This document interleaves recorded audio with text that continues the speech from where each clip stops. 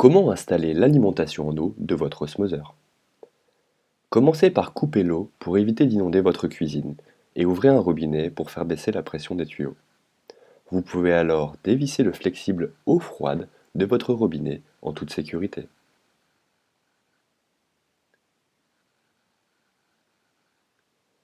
Appliquez 10 à 15 tours de téflon dans le sens des aiguilles d'une montre sur le raccord d'arrivée, ainsi que sur le raccord en T.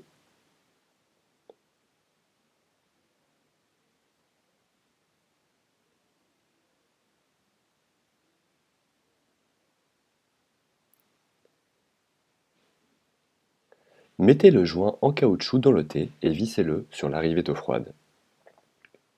Serrez bien pour éviter toute fuite en vous arrangeant pour que le trou du T soit orienté dans une direction accessible, puis revissez le flexible sur le T en serrant bien.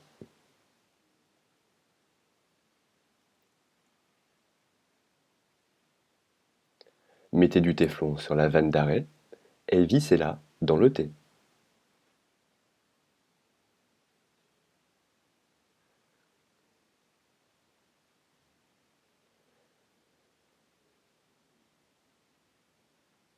Dévissez la bague de serrage et passez-la autour du tuyau blanc. Venez connecter ce tuyau sur la vanne en l'enfonçant bien jusqu'au bout et resserrez la bague de serrage pour le maintenir en place. Et voilà, votre arrivée d'eau est installée. Comment installer le tuyau d'évacuation de l'eau rejetée par votre osmoseur? Cas numéro 1. Si vous avez déjà un orifice prévu à cet effet, enfoncez simplement le tuyau rouge suffisamment profondément pour qu'il ne sorte pas avec la légère pression de l'eau lorsque votre osmoseur sera en fonctionnement.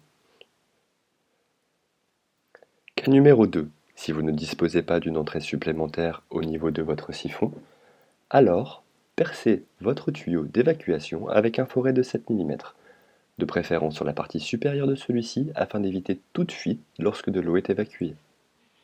Installez ensuite le collier fourni avec votre osmoseur pour maintenir le tuyau rouge à l'intérieur de la canalisation. Serrez correctement. Votre évacuation est désormais installée. Comment installer votre robinet d'eau osmosée? Si vous n'avez pas déjà un trou prévu à cet effet sur votre évier, il faut le percer avec un foret adapté. Commencez par du 3 mm, puis 6, puis 9 et enfin 12 mm afin de faire passer la base du robinet à travers.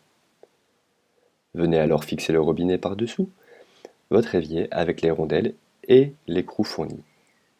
Passez ensuite le tuyau bleu dans l'écrou, la petite bague de plastique et bloquez son extrémité avec l'insert.